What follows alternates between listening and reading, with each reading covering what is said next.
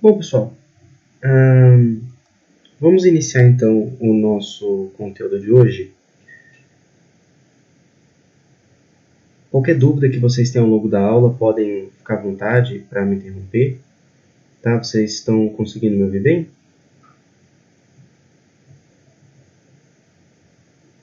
Sim, tá ótimo. Bom, então, começando aqui hoje, eu gostaria de fazer uma breve revisão sobre o Between e o Among, que nós vimos inclusive na nossa aula experimental, né, da última semana. Nós vimos que, em português, se nós queremos falar que algo está entre uma coisa ou outra, a gente utiliza o entre. Se está entre mais de duas coisas, nós também falamos que está entre. Só que em inglês é diferente, tá? Por quê? Se a gente quer falar que algo está entre apenas duas coisas, se algo está entre apenas duas pessoas, nós dizemos between. Se nós queremos falar que essa coisa ou essa pessoa está entre três ou mais, aí nós utilizamos o among, tudo bem? Então, por exemplo, quando eu digo que eu estou entre você e minha televisão, eu digo I am between you and my television. I am between you and my television. Ou seja, eu estou entre você e minha televisão. Por que aqui eu utilizei o between e não o among? Porque o que tem entre eu e você? O que está entre mim, né? Eu estou apenas entre você e a televisão, duas coisas. Então, between. Agora, quando eu digo que ela está entre você e ela está entre mim e você, ou seja, entre elas só tem eu e você. Então, ela está entre nós, ela está entre eu e você. She is between you and me. She is between you and me, ou she is between me and you. Ela está entre mim e você, certo? O que tem entre elas? Só duas pessoas, então between. Quando eu digo Ukraine is between two enemies, Russia and Belarus. Ukraine is between two enemies, Russia and Belarus. Ou seja, a Ucrânia está entre dois inimigos, a Rússia e Belarus. Belarus em inglês é Bielorrússia. Tá? Então, o que está entre a Ucrânia? A Rússia e a Bielorrússia, apenas duas coisas. Então, between. Quando eu digo Ukraine is among Belarus, Russia and Moldavia. Ukraine is among Belarus, Russia and Moldavia. Opa, o que tem entre a Ucrânia agora? É a Rússia, a Bielorrússia e a Moldávia, ou seja, são três coisas, são três países. Então, como ela está entre três coisas, mais de duas, utilizamos among. Ukraine is among Belarus, Russia and Moldavia. Posso perguntar quem está entre nós? Who is among us? Né? Se nós estivéssemos num grupo grande de pessoas, eu perguntasse Who is among us? Who is among us? Como é um grupo grande de pessoas, certamente, claro, mais do que duas, então eu vou dizer quem está entre nós. Se fosse só entre duas pessoas, diria Who is between us? Mas como um grande número de pessoas, eu digo Who is among us? Tá? Então, between é entre uma ou duas pessoas, objetos, coisas, e among é entre três ou mais, certo? Para deixar ainda mais claro, nós temos aqui essa foto, acho que, se eu não me engano, de 2000, da década de 90, que é do Acordo de Oslo, que os Estados Unidos presidiu para promover acordos de paz entre a Palestina e Israel, né? Aqui tem o presidente dos Estados Unidos, o Bill Clinton. Quando eu falo para vocês, o Clinton está entre dois homens, né, os representantes da Palestina e de Israel.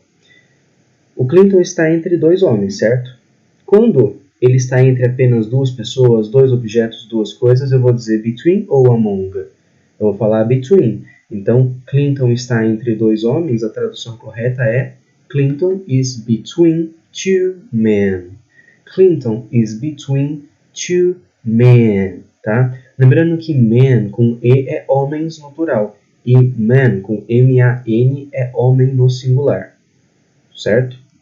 Agora, nessa outra foto, não tem somente o Clinton e aqui, no caso, o ex-presidente do Brasil, Fernando Henrique. Temos outras pessoas no fundo. Conseguem ver? Tem muitas pessoas no fundo. Então ele não está entre apenas duas pessoas como aqui, ele está entre um grupo de pessoas. Então quando eu digo, nesse caso, que o Clinton está entre muitas pessoas, eu vou dizer que Clinton is between ou Clinton is among. Eu vou dizer Clinton is among a lot of people. Clinton is among a lot of people. Certo? Então só para revisar essa questão do between e do among, tá? Continuando aqui, agora sim com o conteúdo novo da aula de hoje, nós temos o settle down e o calm down. Settle down e o calm down. Tanto settle down quanto calm down significa acalmar. Quando você fala que alguém precisa se acalmar, precisa relaxar. Tá? São expressões sinônimas, ou seja, são expressões com o mesmo significado. Tá? São expressões diferentes com o mesmo significado. Settle down e calm down. Então, quando você está conversando com uma pessoa que você vê que nitidamente ela está estressada, nitidamente ela está alterada, você vai falar que ela precisa settle down ou calm down, certo? Você pode utilizar tanto um quanto outra, tá? Tanto uma quanto outra expressão. Ambas são igualmente utilizadas, porque existem alguns sinônimos que são mais utilizados do que outros, tem alguns sinônimos que são mais ou menos formais do que outros, mas isso não acontece aqui. Tanto settle down quanto calm down são igualmente utilizados, tá? E eles possuem o mesmo padrão de formalidade. Não é que um é mais ou menos formal que o outro. Isso não acontece nesse caso. Então, quando eu digo she needs to settle down, she needs to settle down significa ela precisa se acalmar. Mas eu também poderia dizer she needs to calm down. She needs to calm down. Ela precisa se acalmar. He needs to calm down or will get sick. He needs to calm down or will get sick. Ou seja, ele precisa se acalmar ou vai ficar doente. Or will get sick. Mas também poderia dizer settle down. É a mesma coisa. Tá? My parents were nervous. They needed to calm down. My parents were nervous. They needed to calm down. Relembrando, né? Parents significa parentes? Não. Parents é pai e mãe em inglês. Muitas pessoas confundem isso, até mesmo no nível intermediário. Parents é apenas pai e mãe. Se você quer falar meus parentes, você vai dizer my relatives. My relatives. My relatives. Tudo bem? Parents é apenas pai e mãe.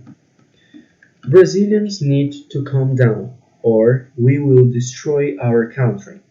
Brazilians need to calm down, or we will destroy our country. Ou seja, os brasileiros precisam se acalmar. Brazilians need to calm down, or Brazilians need to settle down, or we will destroy our country. Ou nós vamos destruir nosso país.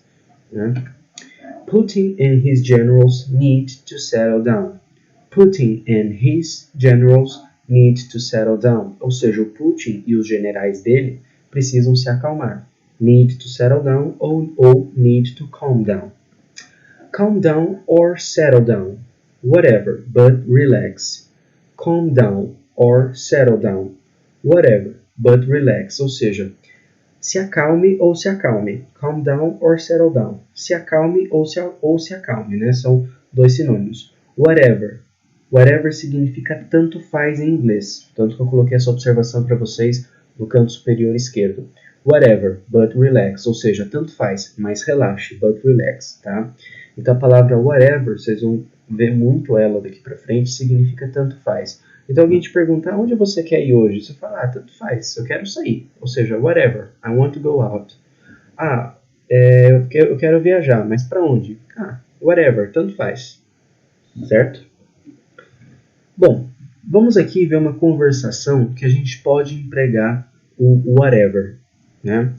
Aqui temos uma conversação entre Thomas e Sarah. Ele diz, Hi Sarah, how are you? Hi Sarah, how are you? Ou seja, oi Sarah, como você está? Tudo bem? A Sarah responde, Fine, how are you doing? Fine, how are you doing? Para você perguntar como alguém está em inglês, você pode dizer How are you? Ou How are you doing? Ou All good. A diferença é que o all good ele vai ser menos formal. Se você quer ser mais educado, quer perguntar como alguém está, você utiliza how are you doing ou how are you. Thomas, ok, ou seja, tô bem, né? Daí a Sarah diz, what do you want to do? What do you want to do? Ou seja, o que você quer fazer? Daí o Thomas responde, I am hungry. I would like to eat something. I am hungry. I would like to eat something. Ou seja, eu estou com fome. I am hungry. Se você quer dizer que ele está com fome, he is hungry. Nós estamos com fome. We are hungry. Sempre nós utilizamos o adjetivo hungry com o verbo to be. Então, I am hungry, you are hungry, she is hungry. I would like to eat something. Ou seja, eu gostaria de comer algo. Aí a Sarah pergunta, where do you want to go? Where do you want to go? Ou seja, onde você quer ir? E o Thomas responde, whatever, I just want to go now. Whatever, I just want to go now. Ou seja, tanto faz, eu só quero ir agora. I just want to go now. Tanto faz, whatever. I just want to go now. Eu só quero ir agora. Tá? Outro exemplo com conversações, só que utilizando o calm down e o settle down. Lembrando que ambos significam se acalmar, são muito utilizados, possuem o mesmo nível de formalidade.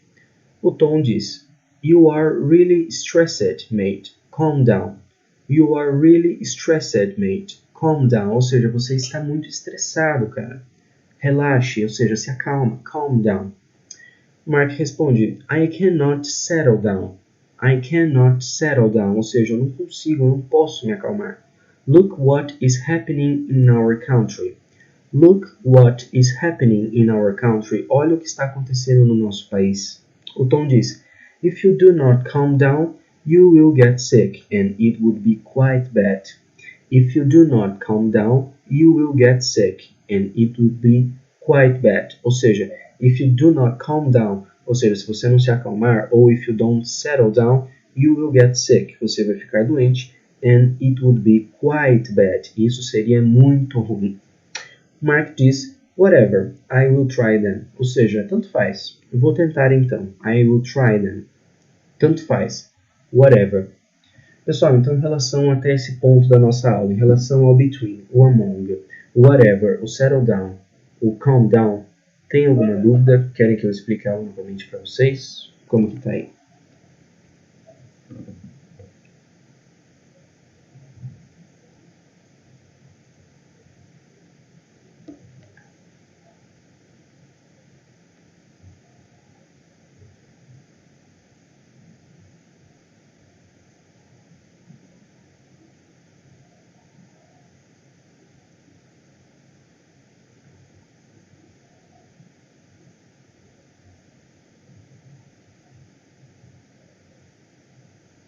Pessoal, como que tá?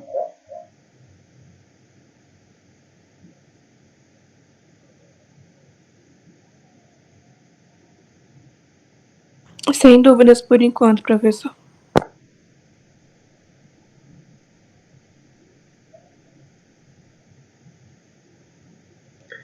Certo. Dando continuidade aqui, agora nós temos o lamp e o candle, tudo bem? Lamp e candle. Aqui, esses dois substantivos têm significados diferentes, tá? Eles não são sinônimos.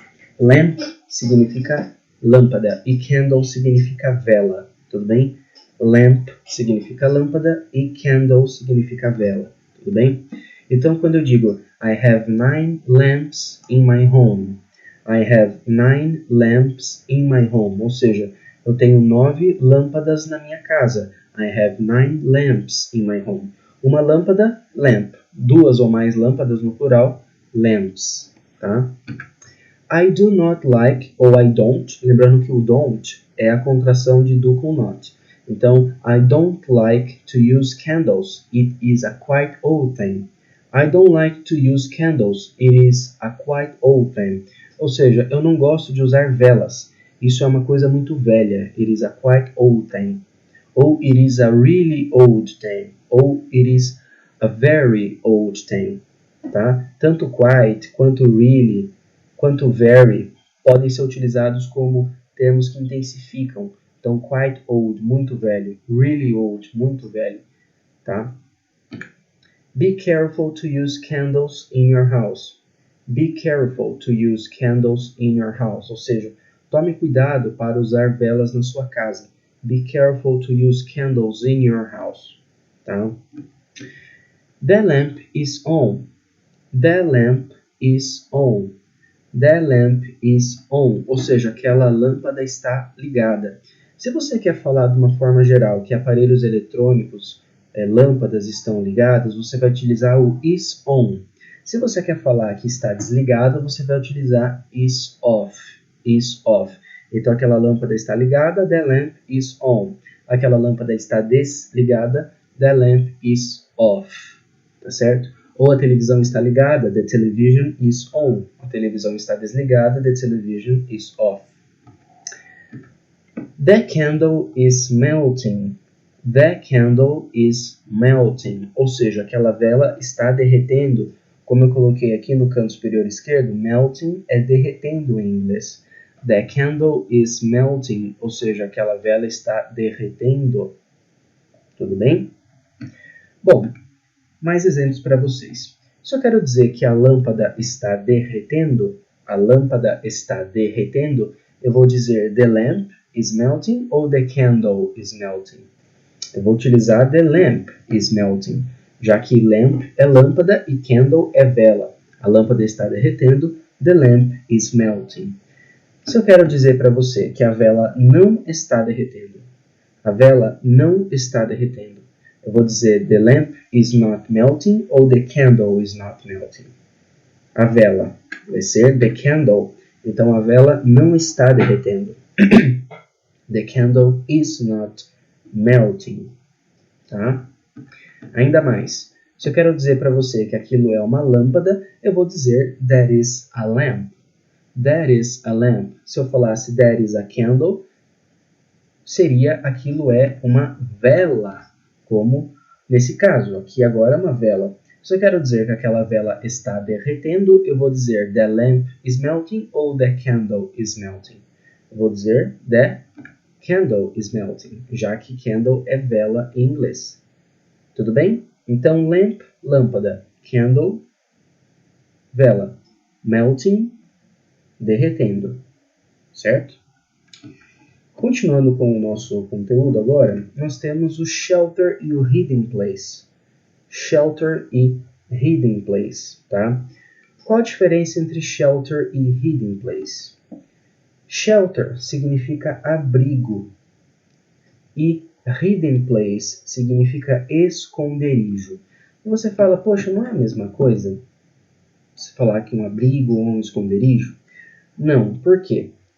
Porque um abrigo, não necessariamente, ele é bem construído.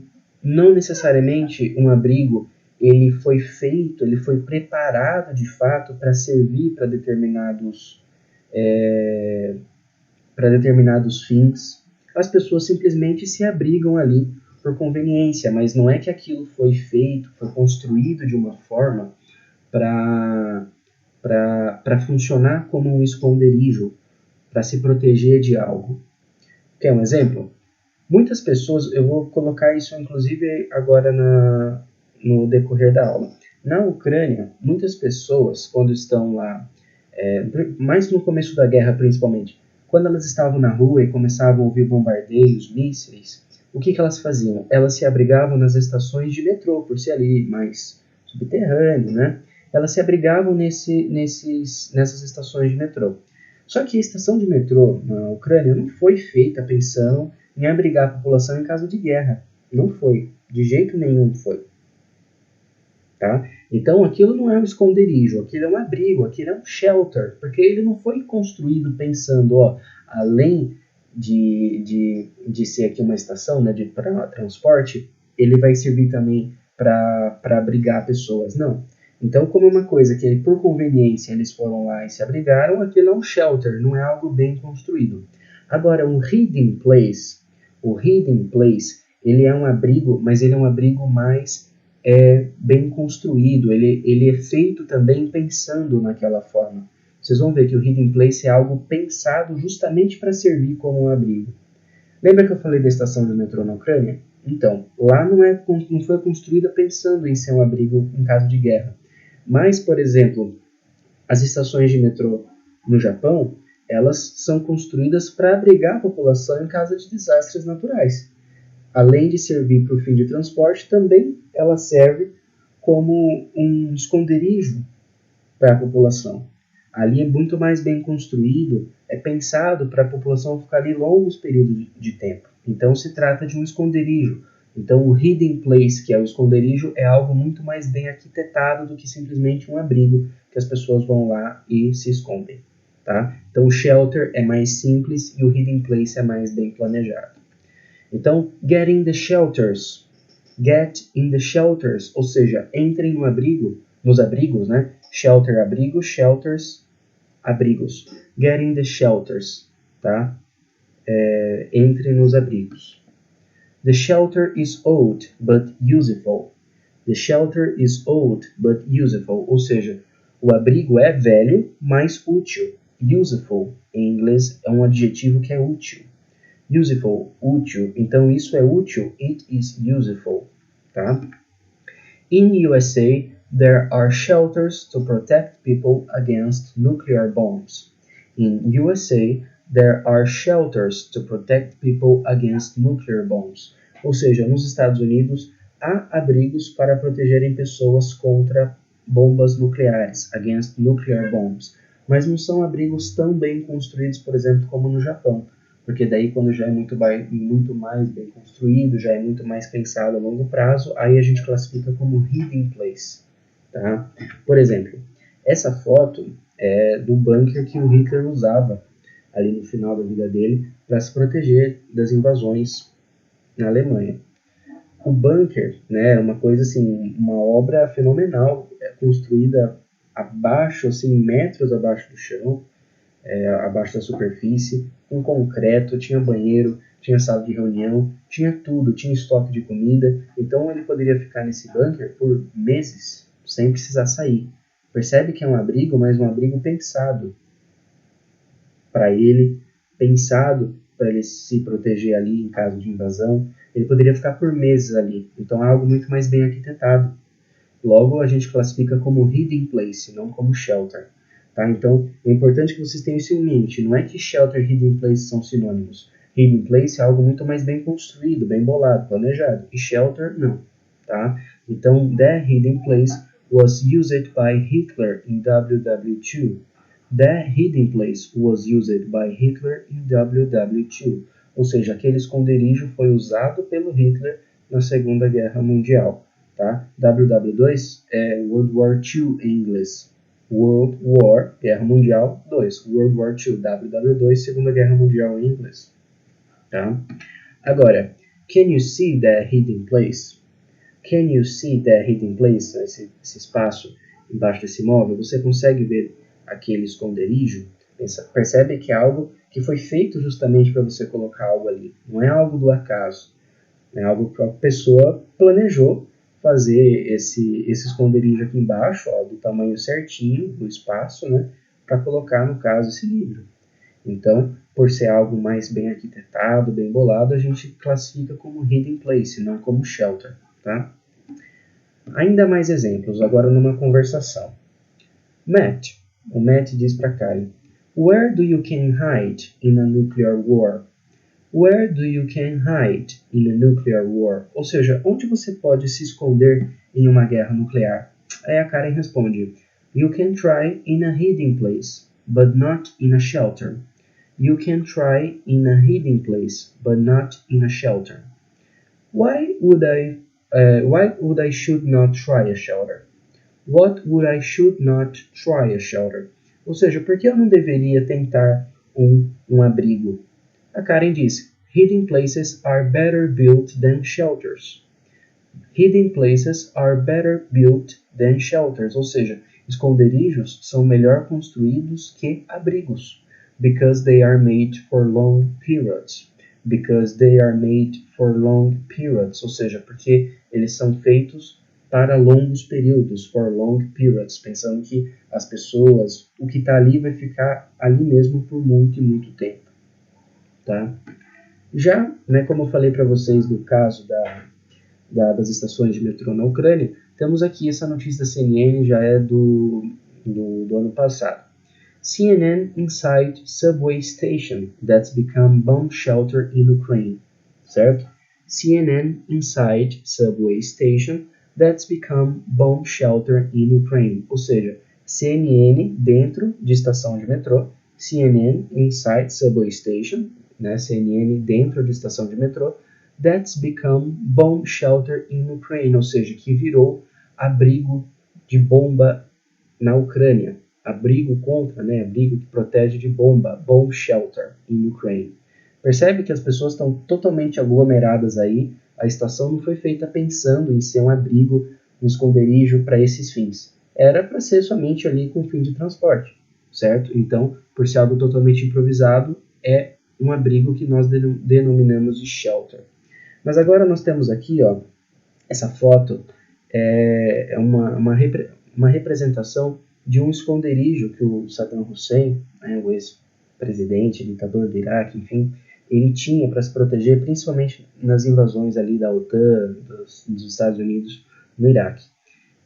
Basicamente, era um buraco no solo, né, que ele podia dormir e se esconder ali por longos períodos. Vocês podem ver até ó, que tem air vent, ou seja, aqui tinha entrada de ar justamente para ele ficar muito tempo aí. Tinha estoque também de comida, água.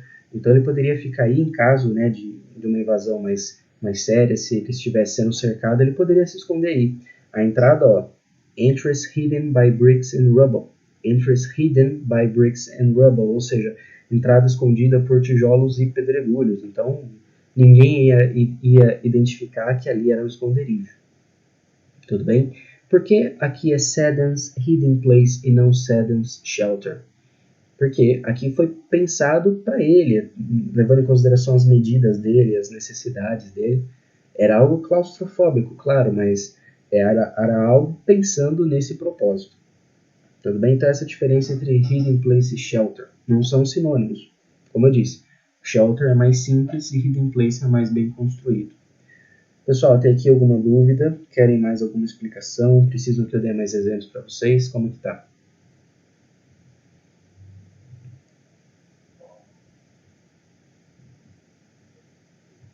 Tranquilo, professor.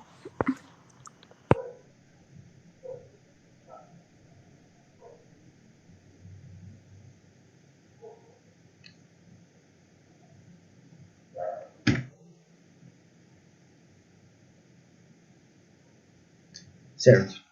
Um exemplo com música, utilizando o shelter, é uma canção do Man at Work chamada It's a Mistake, que começa assim: Jump down the shelters to get away. Jump down the shelters to get away. Ou seja, pulem nos abrigos para se protegerem. Pulem nos abrigos para se protegerem. Jump down the shelters to get away.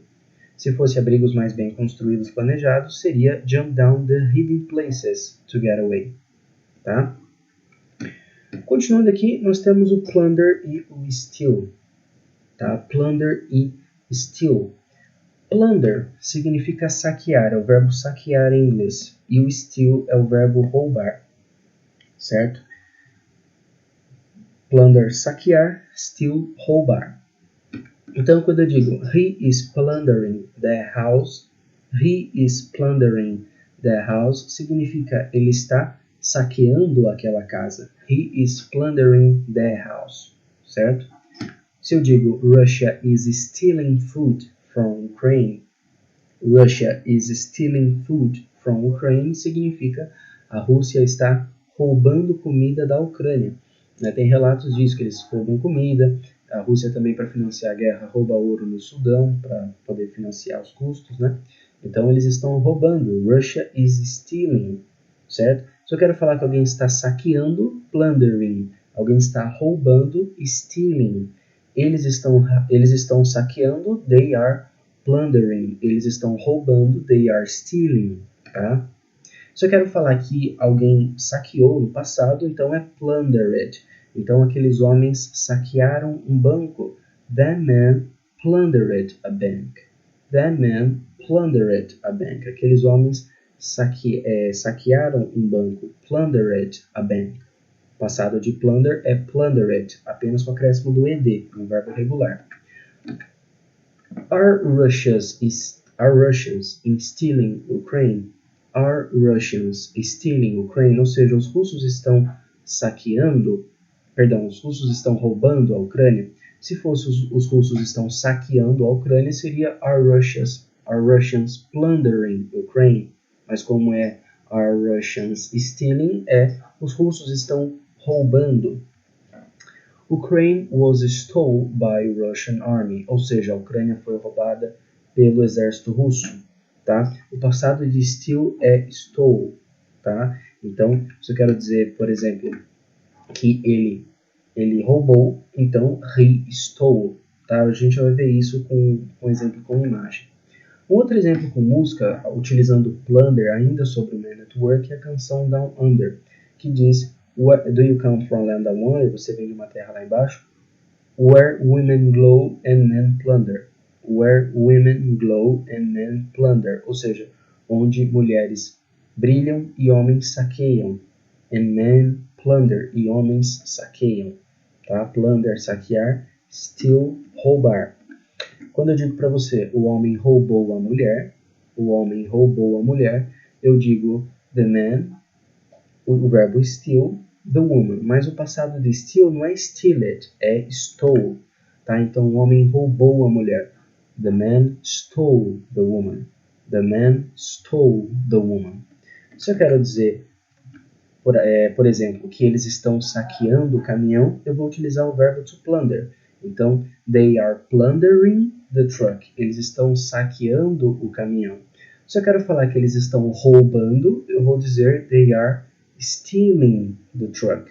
Se eu quero falar que eles roubaram, they plundered. Se eu quero falar que eles saquearam, que eles saquearam, they plundered. Que eles roubaram, they stole, tá? Ou ele saqueou, he plundered. Ele roubou, he stole, tá? Embora nós tenhamos essa diferença, né, que o plunder é saquear e steal, roubar, quer dizer a mesma coisa. Saquear, roubar é subtrair algo que não é seu. Mas, na maioria das vezes, a gente utiliza mais o steal, tudo bem? Então, é muito mais comum você ouvir alguém dizendo steal do que plunder. Então, principalmente tenha em mente o steal, o stealing e o stole, tá? Para falar, por exemplo, que o homem roubou a mulher, the man stole the woman. Tá? O homem roubou a mulher. Ou o homem está roubando a mulher. The man is stealing the woman. Tá? The man is stealing the woman. Stealing. E roubou, stole. Certo? Stole, passado de steal. Bom, então esse foi o conteúdo que eu separei para a gente ver hoje. A gente já viu um número de vocabulário maior do que ontem e a tendência é a gente aumentando. Tá? A cada aula a gente vê um número cada vez maior de termos, de expressões. Hoje já foi mais do que ontem, que já foi mais do que na semana passada. Então, settle down e calm down, que significa se acalmar. Ambos são igualmente utilizados, têm o mesmo nível de formalidade. A diferença entre o between e o among, between que é entre duas coisas, duas pessoas, o among é mais de duas. Lamp, que é lâmpada, candle, que é vela, shelter, que é abrigo, hiding place, esconderijo, plunder, que é saquear, steal, que é roubar, get sick, que é ficar doente, então ele vai ficar doente, he will get sick. Ou nós vamos ficar doentes, né? Nós vamos ficar doentes, we will get sick. Ou nós não vamos ficar doentes, we will not get sick. Whatever it takes, ou seja, não importa o que isso vai precisar, né? Que é uma complementação do whatever. Whatever é tanto faz. Então a pessoa te pergunta, o que você quer fazer? Whatever, tanto faz. E a gente viu também que o whatever it takes significa não importa o que isso custe. Então se alguém perguntar para você, você quer trabalhar nos Estados Unidos? Eu digo, sim, eu quero trabalhar. Não importa o que isso custe, ou seja, não importa o que eu preciso fazer para conseguir isso. Whatever it takes. tá? Não importa o que vai demandar para eu conseguir isso. Whatever it takes, tá? E o melting, que a gente viu junto com o exemplo de lamp candle, que significa derretendo. Então, a lâmpada está derretendo, the lamp is melting. Ou a vela está derretendo, the candle is melting. Tá? Eu queria saber, então, vendo novamente esses termos, essas expressões, essa revisão final, queria saber se ficou alguma dúvida, se vocês precisam que eu explique algo novamente para vocês, como que tá. Tá muito pesado?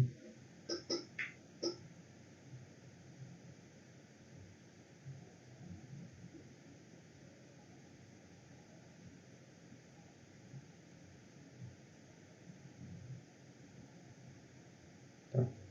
A maioria desses termos hoje foram novidades para vocês? Vocês já conheciam? A maioria foi novidade para mim, sim, professor. É importante ter esse feedback para saber se eu posso aprofundar mais ou não. Tá? Mas acho que a gente está indo numa sequência boa. Bom, então eu vou finalizar a conferência, enviar o conteúdo da aula de hoje, os exercícios, e a gente retorna amanhã para dar continuidade. Tá? Se até lá vocês tiverem alguma dúvida, podem me chamar no grupo ou no privado, fiquem à vontade. Tá certo?